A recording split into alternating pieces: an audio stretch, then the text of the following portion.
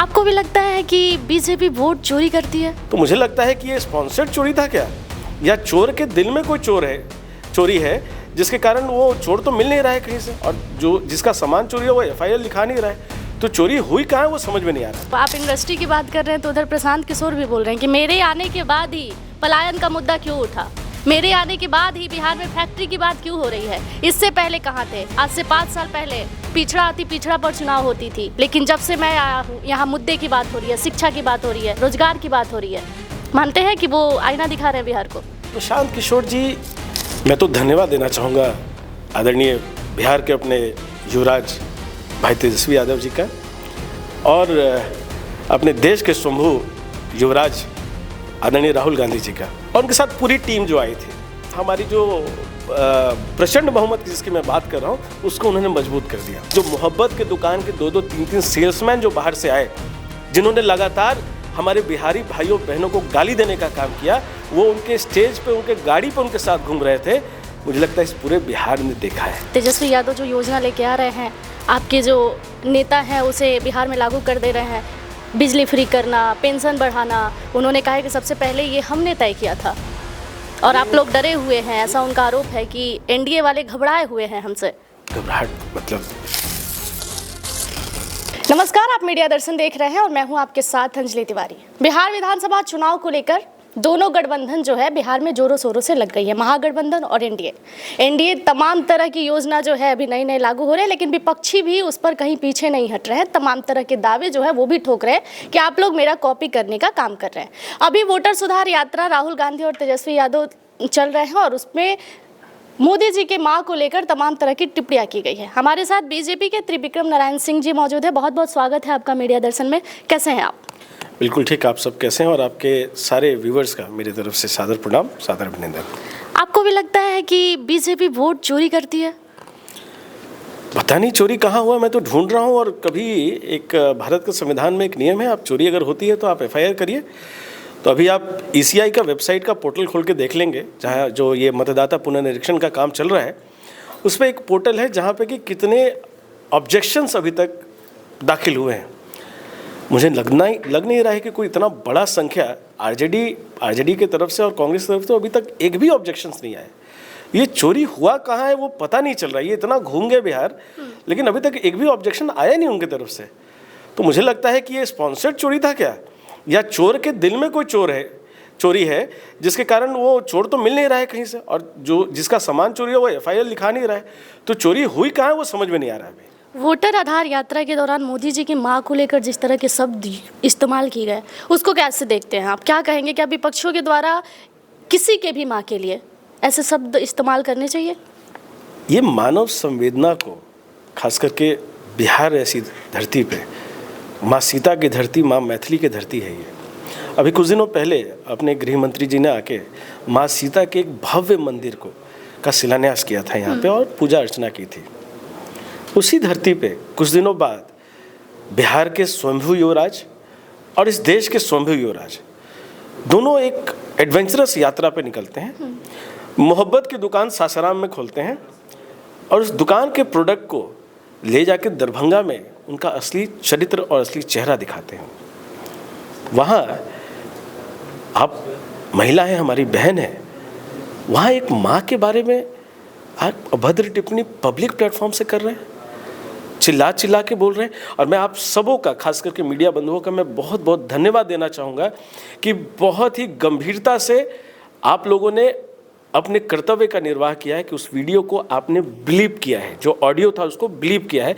मैं आपका इसके लिए धन्यवाद देना चाहता हूं, क्योंकि राजनीति, चुनाव तो आएंगे जाएंगे, लेकिन जो मानव संवेदना है, जो माँ के प्रति और अपने समाज, अपने सनातन धर्म और इस पूरी भारत की पारिवारिक रचना के प्रति जो एक प्रेम, एक समर्पण है लोगों का, उससे धीरे धीरे करके मन खराब हो जाता है लोगों का।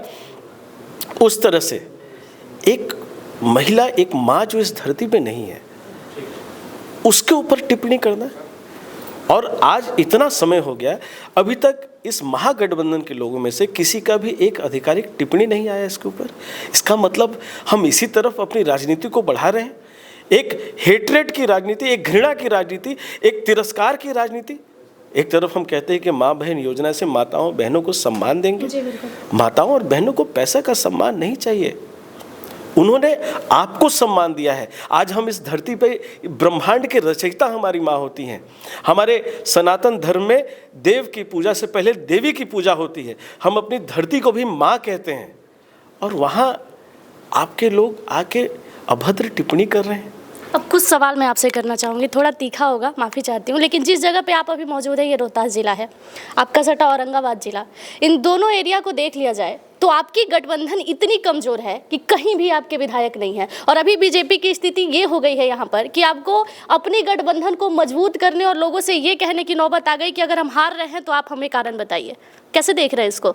नहीं, हम जानते हैं कि पिछली बार हमारी कमियाँ क्या रही थी, और मैं बहुत विश्वास से, आप सोशल मीडिया का ज़माना है, अभी वीडियोस गायब नहीं होते, वो आर्काइव में होता है, वो कभी भी कुछ भी वीडियो बाहर निकल जाता है। मैं दावे के साथ और बहुत विश्वास के साथ आपको बताता हूं कि इस बार एनडीए की जो प्रचंड बहुमत की सरकार बिहार में बनने जा रही है, उसका एपी सेंटर शाहाबाद और मगध होने जा रहा है। चुनाव में कभी कभी कुछ ऊपर नीचे हो जाता है, समीकरण कभी बदलते हैं, कभी हम जनता तक अपनी बातों को लेके नहीं पहुंच पाते हैं ठीक से। गलती हमारी रही होगी, हम जानते हैं कहाँ है कमी, कहाँ रही हो हम जानते हैं, कोई बात नहीं। इस बार सुधरेगा सर? इस बार बिहार में जो एनडीए का, इसको मैं रिपीट करता हूँ, बिहार में जो एनडीए की सरकार प्रचंड बहुमत से बनने वाली है, उसका एपी सेंटर शाहाबाद और मगध होने जा रहा है। और ख़ास करके शाहाबाद का निवासी हूँ, मगध का मैं प्रभारी हूँ। इस दोनों के तरह से, और बिहार के भारतीय जनता पार्टी और एनडीए का एक सशक्त कार्यकर्ता हूँ, बिहार का एक युवा हूँ जो इस बदलते बिहार में अपने आप को सुरक्षित महसूस कर रहा है, अपना भविष्य देख रहा है। मैं उस नाते भी बोलता हूँ कि बिहार में एनडीए की ज़रूरत है, और मैं शाहाबाद और मगध के विकास को भी देख रहा हूँ। मुझे लगता है कि आप जिस यात्रा के बारे में बात कर रहे थे, दोनों युवराज जो आए हैं, उनके मन में ज़रूर, जब हमारी चौड़ी चौड़ी सड़कों से गुजरते होंगे, जब रात के 12 बजे भी वो ट्रैवल कर लेते होंगे, जब रात को लेट इवनिंग ट्रैवल करते समय हमारी बेटियों बहनों को रोड पे देखते होंगे, एक बार उनके मन में भी ज़रूर आता होगा कि बिहार में जय एनडीए टे एनडीए। यहीं पर इसी धरती पर तेजस्वी यादव ने बोल के गया था कि बिहार है बाबू, ये जो खैनी के साथ चूना रगड़ दिहल जाला, तो एनडीए कहाँ टिकी हमारा सामने? बिहार के इस परसेप्शन को इस परिवार ने, इस गठबंधन ने बहुत सालों तक देश के सामने प्रेजेंट किया है। यही कारण था कि उनके साथ भी जो एक सीएम भी आए थे, बिहार के बाहर के उनके गाड़ियों पे घूम रहे थे, बिहारियों को गाली देने का भी काम किया। और उनके राज्य में, उनके पिताजी के राज्य में उनका आदर अभिनंदन करता हूँ। उम्र में बड़े हैं, बिहार के मुख्यमंत्री थे, मैं उनका सम्मान करता हूँ, उनको आदर करता हूँ। लेकिन उनके राजकाल में ही युवाओं को और बच्चों को पलायन करना पड़ता था पढ़ने के लिए और अपनी सुरक्षा के लिए। बच्चियां स्कूल नहीं जा पाती थी। आज बिहार, और अफसरों से, पेपरों में आता था कि अफसरों से खैनी ठुकवाया जाता था। बिहार इससे बहुत आगे बढ़ गया है। बिहार इंडस्ट्रीज़ की बात कर रहा है, बिहार सड़कों की बात कर रहा है, बिहार आईटी हब की बात कर रहा है, बिहार SEZ की बात कर रहा है, औद्योगिक कॉरिडोर की बात कर रहा है, बिहार माँ सीता के मंदिर की बात कर रहा है, कॉरिडोर की बात कर रहा है। आपको, आप इंडस्ट्री की बात कर रहे हैं तो उधर प्रशांत किशोर भी बोल रहे हैं कि मेरे आने के बाद ही पलायन का मुद्दा क्यों उठा, मेरे आने के बाद ही बिहार में फैक्ट्री की बात क्यों हो रही है, इससे पहले कहाँ थे? आज से 5 साल पहले पिछड़ा अति पिछड़ा पर चुनाव होती थी, लेकिन जब से मैं आया हूँ यहाँ मुद्दे की बात हो रही है, शिक्षा की बात हो रही है, रोजगार की बात हो रही है। मानते हैं कि वो आईना दिखा रहे हैं बिहार को? प्रशांत किशोर जी कुशल राजनीतिक प्लानर रहे हैं और पढ़े लिखे व्यक्ति हैं, बिहारी हैं, बिहार के बाहर जाकर उन्होंने काम वाम किया है। लेकिन मुझे लगता है कि शायद उन्होंने बिहार को ढंग से रीड नहीं किया। पिछड़ा अति पिछड़ा के चुनाव मुद्दा जो होता था, यहाँ तो मुझे जब से होश है, एनडीए चाहे वो केंद्र का चुनाव हो और चाहे वो बिहार का चुनाव हो, अपने विकास के नारे पर चुनाव लड़ी है। एक तरफ बिहार में हम न्याय के साथ विकास की बात करते हैं। मुझे लग रहा है कि उस समय वो नीतीश कुमार जी के, वो जदयू में थे, हमारे एनडीए में थे, वो जब न्याय के साथ विकास की बात होती थी, उस समय क्या वो अगड़ा पिछड़ा राजनीति के रणनीतिकार थे क्या? अगर थे तो आज तो उनको बोलने का कोई हक नहीं है। वो एक छोटा सा पार्ट थे उस समय भी, और उनको खुल के बोलना चाहिए कि मैं उसका पार्ट था, मैं बिहार को डिवाइसिव पॉलिटिक्स में मैंने डिवाइस किया है, उसको बोलना चाहिए उनको ये भी। लेकिन मुझे लग रहा है कि बिहार अब विकास की बात करता है, देश अब विकास की बात करता है। एक तरफ प्रधानमंत्री जी सबका साथ, सबके विकास की बात करते हैं, सबके प्रयास की बात करते हैं, सबके विकास की बात करते हैं। दूसरी तरफ नीतीश कुमार जी बात करते हैं न्याय के साथ विकास की। इसमें कहाँ जाति धर्म की बात आ रही है? यहाँ हम सड़कों के नाम पे वोट मांगते हैं, यहाँ हम सुरक्षा के नाम पे वोट मांगते हैं। आज हम कहते हैं कि जंगल राज वापस नहीं आना चाहिए, इसमें जात पात कहाँ आ रहा है? आज हम महिला सुरक्षा की बात करें, महिला सम्मान की बात करें, किसानों के सम्मान की बात करें, युवाओं के भविष्य की बात करें, युवाओं की सुरक्षा की बात कर रहे हैं, इसमें कौन सा जात आ गया बीच में? आपको क्या लग रहा है वोटर आधार यात्रा जो अभी बिहार में चल रहा है, इसका असर एनडीए पर कुछ पड़ेगा? वोटर थोड़ा बहुत बिखरेंगे, समीकरण बिगड़ेगा, लोग अब समझ रहे हैं कि नहीं सच में आप लोगों के ऊपर चोरी का आरोप है? मैं तो धन्यवाद देना चाहूँगा आदरणीय बिहार के अपने युवराज भाई तेजस्वी यादव जी का और अपने देश के स्वयंभू युवराज आदरणीय राहुल गांधी जी का और उनके साथ पूरी टीम जो आई थी। इस यात्रा से बिहार में भारतीय जनता पार्टी एनडीए की सरकार तो बनना तय था, लेकिन थोड़ी बहुत जो कमी कसर बड़ी बहुमत की बची होगी, उन्होंने आके वो एनडीए के हमारी जो प्रचंड बहुमत की जिसकी मैं बात कर रहा हूँ उसको उन्होंने मजबूत कर दिया, लोगों को असली चेहरा दिखाया, लोगों को जिस सड़कों पे उन्होंने फ़ोटो खिंचाया वो सड़कें महागठबंधन के काल में तो नहीं थी, तो हमारे विकास को भी उन्होंने दिखाया। जिस सड़कों से वो गुजर रहे थे, साइड से जब फोटो ले रहे थे, कुछ फैक्ट्रियाँ भी दिख रही थी वहाँ पे, वो महागठबंधन के समय में नहीं थी। और जिस तरह के शब्दों का इस्तेमाल एक माँ के लिए किया गया है, मुझे लगता है कि उनके अंदर की भावनाओं को भी उन्होंने दिखा दिया। और जो मोहब्बत के दुकान के 2-2, 3-3 सेल्समैन जो बाहर से आए, जिन्होंने लगातार हमारे बिहारी भाइयों बहनों को गाली देने का काम किया, वो उनके स्टेज पे, उनके गाड़ी पे उनके साथ घूम रहे थे। मुझे लगता है इस पूरे बिहार ने देखा है। कॉपी पेस्ट का आरोप भी है आप लोगों के ऊपर। तेजस्वी यादव जो योजना लेके आ रहे हैं, आपके जो नेता हैं उसे बिहार में लागू कर दे रहे हैं, बिजली फ्री करना, पेंशन बढ़ाना। उन्होंने कहा है कि सबसे पहले ये हमने तय किया था और आप लोग डरे हुए हैं, ऐसा उनका आरोप है कि एनडीए वाले घबराए हुए हैं हमसे। घबराहट मतलब, लेकिन ये कॉपी हमने किस साल में किया था? 2000 की बात हो रही है कि 95 की बात हो रही है? ये कब योजना उनके सरकार में लागू थी? उनका परिवार और ये महागठबंधन सत्ता में था, तो उस सत्ता की कौन सी योजना को हम कॉपी कर रहे हैं वो समझ में नहीं आ रहा है। और कुछ भी मुंह से बोल देना वो तो दूसरा विषय है, मैं उनका सम्मान करता हूँ, नेता हैं और बड़े राजनेता हैं। लेकिन कॉपी का मतलब क्या होता है? बगल वाले का कहीं लिखा हुआ हो वो देख के हमने अपने कॉपी में लिख दिया, यही मुझे समझ में आता है कॉपी का मतलब है। तो अगर किसी योजना को हम कॉपी कर रहे हैं, इसका मतलब है कहीं ना कहीं उस योजना को आदरणीय लालू यादव जी, आदरणीय माता राबड़ी देवी जी के कार्यकाल में कभी ना कभी योजना लागू रही होगी, उसको तो हम कॉपी कर रहे होंगे ना यहाँ पे। तो फिर बिहार में युवा बाहर क्यों चले गए? फिर लोगों को अपनी सुरक्षा का डर क्यों था? बिहार में आज बिजली फ्री करने की बात कर रहे हैं, पहले बिहार में बिजली फ्री था, बिहार में बिजली कहाँ आ रही थी? उद्योग कहाँ से लगते?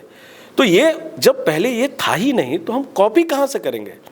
हाँ, आपने एनडीए सरकार के परफॉर्मेंस को आपने देखा, हो सकता है कि आपकी टीम ने जो एनडीए की सरकार है उसका जो इतना बड़ा बजट का स्वरूप था वो आपने देखा, आपने देख लिया कि जिस जिस योजनाओं में पैसे का आवंटन किया गया इस बजट में, उससे अब हम ये काम आगे करने जा रहे हैं। तो आपने बोलना शुरू किया जी, ये भी हो सकता है, ये भी हो सकता है, करना आपको कुछ नहीं था। माँ बहन योजना आपने कहा ना, तो आपने माँ का किस तरह से आदर किया है वो पूरे देश ने देखा है। आज बिहार में, क्षमा मांगता हूँ आपके चैनल पे, एक युवा, एक बिहार का युवा होने के कारण, एक होने के नाते कि इस धरती पे एक माँ को गाली दी गई है और मैं इस घटना को रोक नहीं पाया। इनकी माँ बहन योजना है, कह रहे थे कि माताओं को सम्मान देते हैं, आपने देख लिया। हम ये कॉपी कभी नहीं करेंगे आपका। बिहार का एक भी युवा, एनडीए का और बिहार का एक भी युवा ये कभी आपका कॉपी नहीं करेगा।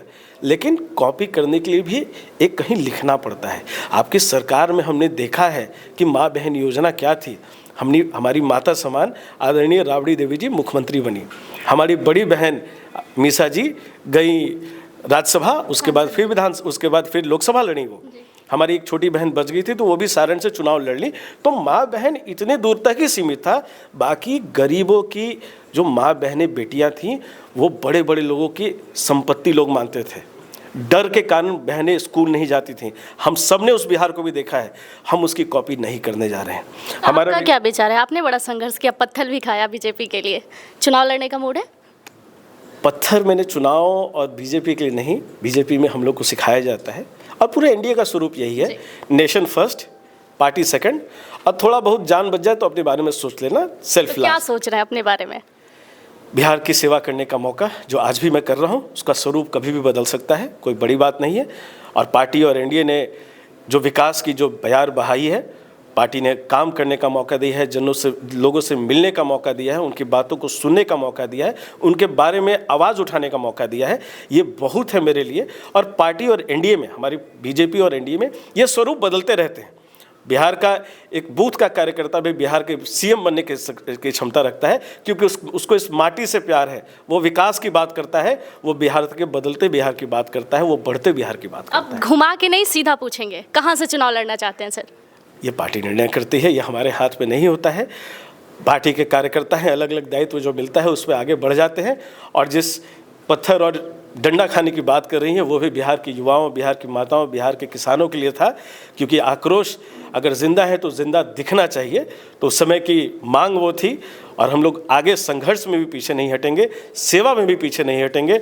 और इस धरती को, इस बिहार की माटी, इस देश की माटी को जहाँ ज़रूरत पड़ेगी, तो उस समय तो कुछ खून गिरा था, उस समय कुछ टाँके पड़े थे, अभी शरीर में बहुत खून बाकी है, अभी बहुत दम बाकी है, अभी ऐसे ऐसे महागठबंधन और जंगल राज को आने से रोकने के लिए अभी बहुत ऊर्जा बाकी है। जहाँ ज़रूरत पड़ेगी ये शरीर और ये जान हाजिर है। बहुत बहुत धन्यवाद सर। धन्यवाद। तो देखिए, अभी मेरे साथ त्रिविक्रम नारायण सिंह जुड़े हुए थे और तमाम तरह के मुद्दों पर बात हुई। जैसा आप लोगों को पता है कि बिहार में विधानसभा चुनाव जैसे नज़दीक आ रहा है, दोनों गठबंधन अपनी अपनी गठबंधन को मजबूत करने में लगी हुई है, चाहे वो एनडीए हो, चाहे वो महागठबंधन हो। और वोटर यात्रा के दौरान जो चीज़ें चल रही है उसको लेकर भी तमाम तरह की बातें हुई। तो इस इंटरव्यू के लिए आपका क्या राय होगा, कॉमेंट सेक्शन में ज़रूर बताइएगा। धन्यवाद।